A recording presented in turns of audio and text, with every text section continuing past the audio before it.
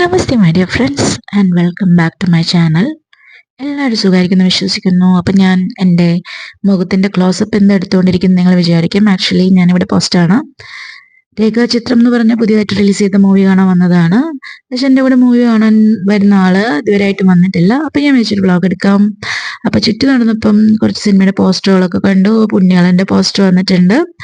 അതേപോലെ തന്നെ നമ്മുടെ പോത്തേട്ടൻ്റെ പുതിയ സിനിമയായ ആ ഒരു പോസ്റ്റർ അത് നല്ല അടിപൊളിയായിട്ടുണ്ട്. പിന്നെ എല്ലാവരും കാത്തിരിക്കുന്ന നമ്മുടെ ബേസിലിൻ്റെയും സൗബിൻകേൻ്റെയും പ്രാവിൻകൂട് ഷാപ്പറിൻ്റെ പോസ്റ്റർ വന്നിട്ടുണ്ട്. ഇതിൻ്റെ ട്രെയിലർ കണ്ടപ്പം ഈ സിനിമ കാണണം എന്ന് ഞാൻ വിചാരിച്ചതാണ്. പോസ്റ്റർ നന്നായിട്ടുണ്ട്. അപ്പോൾ അടുത്തതായിട്ട് നമ്മുടെ ബേസിലെ തന്നെ പൊന്മാൻ ഫെബ്രുവരി 6 റിലീസാണ്. എൻ്റെ പോസ്റ്റർ ഇറങ്ങിയിട്ടുണ്ട്. പിന്നെ നമ്മുടെ നാട്ടു രാം ചരൺ തേജയുടെ പോസ്റ്റർ വന്നിട്ടുണ്ട്. Game changer.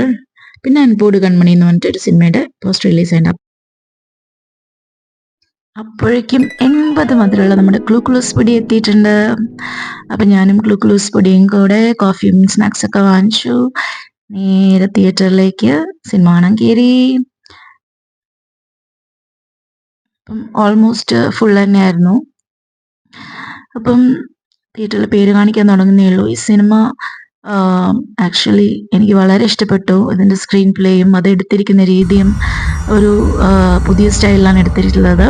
പിന്നെ ഈ സിനിമയിൽ തന്നെ പണ്ട് റിലീസായിട്ടുള്ള ഒരു സിനിമയുടെ ഷൂട്ടിംഗ് ലൊക്കേഷനൊക്കെ കാണിക്കുന്നുണ്ട്. അപ്പോൾ നമുക്ക് തോന്നും എത്ര കഷ്ടപ്പെട്ടാണ് ആളുകൾ ഇത്രയും മനോഹരമായ ചിത്രങ്ങളൊക്കെ ഉണ്ടാക്കിയിട്ടുള്ളത് എന്നൊക്കെ ഇത് കണ്ടപ്പോൾ ഇങ്ങനെ ഒരു തോട്ട് വന്നു.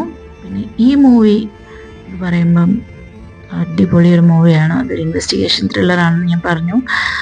പക്ഷേ ഇതിനകത്തൊരു വളരെ ടച്ചിങ് ആയിട്ടുള്ള ഒരു മൂവിയാണ്. ഒരു ദിവസമെങ്കിലും തൻ്റെ ഇഷ്ടത്തിനനുസരിച്ച് ജീവിച്ച ഒരാളുടെ കഥയിൽ കൂടെ പറയുന്നുണ്ട്. അടുത്ത വീഡിയോയിൽ നമുക്ക് വീണ്ടും കാണാം. അതുവരെ stay healthy and stay happy. Bye bye.